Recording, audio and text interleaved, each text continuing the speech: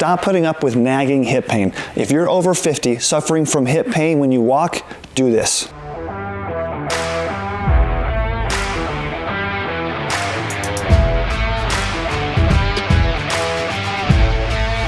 My name is Dr. Nick from Preferred Physical Therapy, where we specialize in helping folks over 40 stay active and independent, live free from painkillers, and avoid surgery. Today I want to talk about the two main causes of hip pain, how you can know which one you have, and more specifically, what you can do about each one to overcome hip pain, get back to walking, playing golf, playing pickleball without pain. The two main causes of hip pain are arthritis and hip bursitis. One common misconception about arthritis is the thought that there's nothing you can do about it. It's just arthritis. You can't change it. There's nothing you can do to treat it. And that couldn't be further from the truth. There's loads you can do from the comfort of your own home to combat the progressions of arthritis, to get better, to get pain relief, and to improve function before you have to worry about anything more serious like replacement of joints. The second most common cause of pain in the hip is bursitis. And a lot of folks will categorize this as pain right over that bony spot of the hip. Often they'll run down the outside of the thigh. Sometimes it's very sensitive or tender along the outside of the thigh. Folks will tell me they're sitting down at church or sitting down and a grandkid will come up and sit next to them or lay next to them, and it's very, very painful down the outside of their thigh or hip area. They can't sleep on that side because of pain. So hip bursitis pain is categorized as pain right over the bony prominence, the bony bump of the hip. Hip bursitis is any kind of irritation to some of the soft tissues around the bony parts of the hip. This can come on acutely, meaning very short term. This can happen from any level of increased activity. It can be very small, whether you went for more walk or more exercise, or it can happen from some level of trauma, whether you kind of fell or bumped or hit something against that side that then irritated that bursa, and now we have residual irritation that hasn't gone away on its own. The two ways that we get hip bursitis is one is a slow wear and tear. That can be an exercise program or walking, something that we did or do often, but then we had some increase to that activity that now we have overloaded that tissue and it's irritated. The other way that we get it is by some level of trauma, some bumping into something or fall onto something hits us on the side, something that has caused some impact to that area, and now we're having residual pain that's not going away on its own and taking much longer than a typical bruise or some kind of bump would typically resolve. Now I'm going to show you the most effective stretches to treat hip arthritis and the most effective exercises to treat hip bursitis. Just a quick introduction to hip anatomy and why knowing the hip anatomy will help understand why you're having hip pain. This is just the skeleton of the body. As we zoom in on the hip itself, we notice there's a few features that are significant. Number one, we can see this portion of the hip, which is called the articular surface of the hip. It's the only true ball and socket joint of the body. What that means is that we actually have a ball that sits into a socket of a joint. And all this soft, smooth tissue here is called articular surface or joint surface, which is cartilage and very smooth tissue to help produce a friction-free environment. As we get older, the smoothness and softness of this tissue decreases, causing more restrictions in movement and can be painful as we load that hip or stand on the hip, walk on the hip, anytime we introduce load to the hip. And so under healthy circumstances, this is very smooth, very soft, and it can receive load very easily. Roughening of this joint surface can include divots, so like if we have any kind of scrape or scar into the articular surface, any previous injury that changes how that joint surface will look is how they become more rough and how we get more advanced arthritis in one hip versus another. One of the questions that we get often is, why does one hip get arthritis faster than the other? It's not always clear, but often it's because there's some degree of load or some degree of past injury that accelerates the rate at which the arthritic progressions develop. This specialized joint surface over time becomes rough, very similar to a recently paved road that is smooth and easy to drive on, that then over time, over the years, that is neglected. We see potholes and small divots along that surface that cause more friction, more wear and tear, and the ability for arthritis to develop more quickly. You know your hip pain is caused by arthritis when you're starting to have more tightness along the outside of the joint, and it's outside all these muscles and it feels tight, almost like a C-clamp on the outside, and you have what a lot of folks will call panty line pain, or pain that goes from the outside down to the inside across the joint and kind of into the groin area that then hits this 45-degree angle into the hip joint. So this knobby feature of bone on the outside is called the greater trochanter. This is where a lot of folks, when you touch the side of your leg, the bony feature of your hip that you feel is this feature right here. And that's significant because as we add muscles to the picture, we can see just how many bony attachments, we can see just how many muscular attachments we have to this bony feature that contribute to the function and movement of our hip. And this is significant because this is how we identify if we have bursitis of our hip versus arthritis of our hip causing our pain. And so if we take away the muscles, we can notice we have all of our adductors, the muscles that bring our leg inward.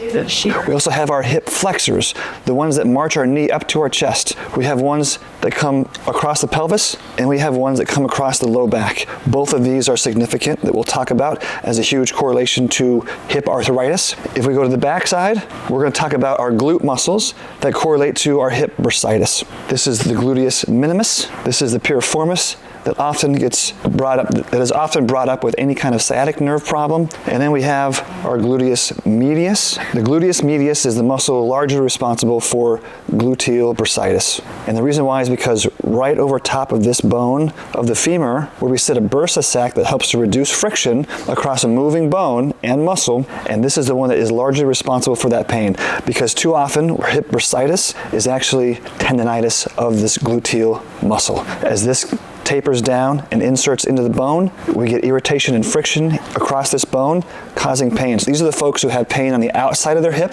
It's like if they put their hand on the side of their hip and have a hard time laying on that side, or if anyone brushes up against their leg or the hip and it's painful, it's often bursitis and gluteal tendinopathy, and it's because of weakness to this hip muscle. And then we have gluteus maximus that sits over top. Gluteus maximus does participate in gluteal tendinopathy or bursitis pain, but only because of its weakness, not because of its actual attachments to the bone. The most important muscle in causing hip bursitis is the gluteus medius. Too often we hear people wanting to strengthen their glutes, meaning that they want to strengthen all of them. More important is identifying which glute muscle needs more attention and more specific attention, so that we can identify exercises and movements that are isolated to that specific muscle. By knowing which glute muscle is responsible for your pain, we'll be able to treat the root cause and more specifically and more accurately treat your condition. The most effective stretches for hip arthritis is understanding the fact that the two movements that are most restricted with arthritis are extension and internal rotation. Extension is when my knee or leg goes back behind my body, and then internal rotation is anytime my femur rotates inward, forcing my foot to go out. So those are the two movements that are most restricted with arthritis. So here's what we're going to do. Lay on your back, get to the side of your bed at home, get close enough to where you can drop, this is my painful hip, you can drop that hip off the edge and let it stretch down below the height of the table, or in your case, the bed at home. And in this position, you're going to hold 30 seconds and repeat that 3 times. So it's a 30-second hold 3 times. If this is feeling easy, to make it a little bit more challenging, you can grab the opposite knee, pull it to your chest, and then let this drop down below. We're looking for a stretch across the hip flexors in the front. The next one, to help improve internal rotation, my favorite stretch, this is my bad side, this is my painful hip. I'm going to bring the other ankle across, rest it on my knee, and I'm going to help pull that knee down. You're going to do this 30 seconds 3 times. You should feel a stretch all along this way to the front, from back to front. If you're having any back pain with this movement, then to lighten it up is don't use the other leg as leverage and just bring the knee down inward. That'll ease up any pressure across the low back. You're going to hold this for 30 seconds and repeat this 3 times, just like the other one. For any stretch or mobilizing exercise, we like to do longer holds. It's the point of ensuring that then your followers or you try to work. These stretches are best done in the morning, even before getting out of bed, just as a warm-up to help improve the mobility of that joint. Often with arthritis, we feel most stiff in the morning. Because that joint had a chance to mobilize just yet, that contributes to the stiffness and the ache and the pain that we have. And so getting out of bed in the morning is now our athletic event. And just like athletes need to warm up prior to their event, we need to do so also. And this is an easy one to do laying down in your bed before you get out to easily mobilize that hip to reduce arthritic pain. The most effective exercises for arthritis is understanding that gluteus medius muscle is the weakest one. That's the one that helps to hold our pelvis up or to push our leg out to the side. And so this is my painful hip. We want to bend the knees up and we're going to do a clamshell exercise. A lot of folks do clamshells and a lot of folks do them wrong. Here's how you do it correctly. Put your hand on your hip just above where the hip joint is and you're going to raise the knee up. Now what you're going to notice is, does my hand draw back and am I moving my whole pelvis? If I'm doing this as a clamshell exercise, I'm doing it wrong. I want you to push that hip forward and elevate the knee. That's going to activate the gluteus medius most specifically. You're going to do 15 reps 2 times. You can use a pillow, you can do anything you want to rest your head to make it very comfortable. Using your hand here to make sure your pelvis is not pulling your hip back. You should feel this just back here behind the glute. And you might notice after 5 or 6 reps it's getting tired, 8, 9, 10 is getting pretty tired. We're going to 15 for a reason. Take breaks when you need to. We're not trying to get more pain, but we're trying to get that gluteus medius muscle to activate. The next one I like is a reverse clamshell, and that's just the opposite. My knees stay pinched together, and I'm elevating my ankle. I like these from a baseline level, very simple to do and very isolating to the muscles that we're intending to work to treat your hip bursitis. Again, 15 times twice.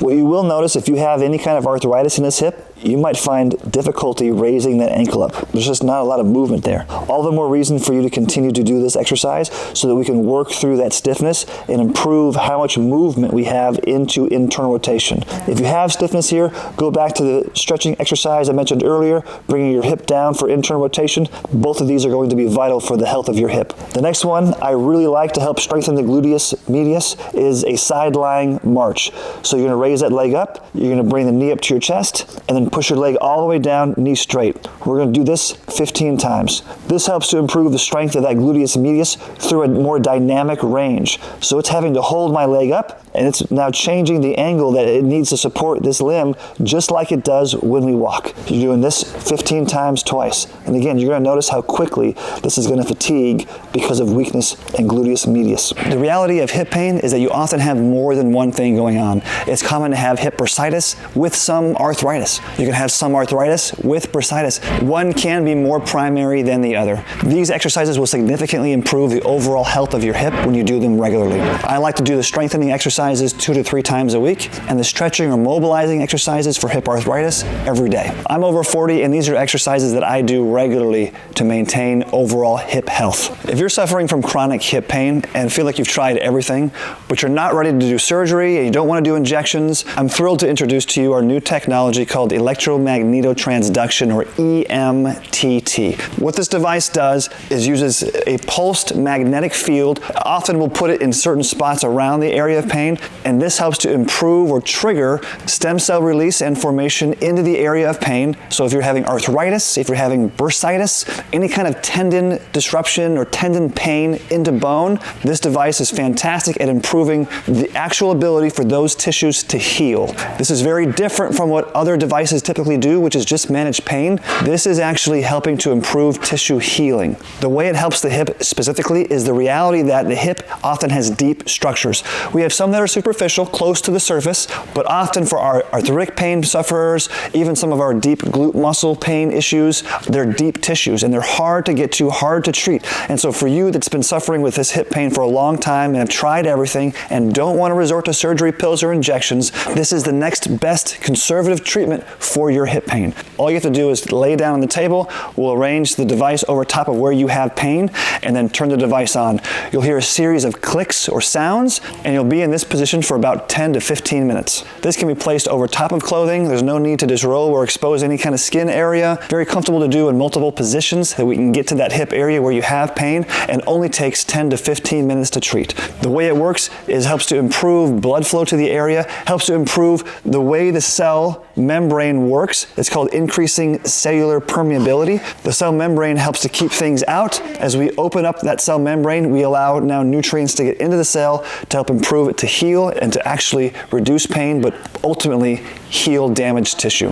What you will experience during treatment is feeling very little. You'll hear the sounds of the machine, but you otherwise won't feel anything. After you get up, most of our patients are telling us they feel lighter or looser in the hip, less pain, and can move more freely. These devices, and this one in particular, is FDA approved and designed to help improve regenerative healing and tissue repair for all musculoskeletal conditions. This device is perfect for you who have suffered with hip pain for a long time, feel like you've tried everything, and aren't wanting to resort to pills, injections, or surgery to treat your hip pain. If you're wondering if this device will help your hip pain, just comment below and we'll reach out. If you found these exercises helpful, please consider subscribing. We continue to release quality content like this to help folks like you over 40 stay active and independent, live free from painkillers, and avoid surgery so you can have joy in the journey. My sister is nearing 40 and she does them every day. Got him! But I'm not. You're not. I am. I'm over 40.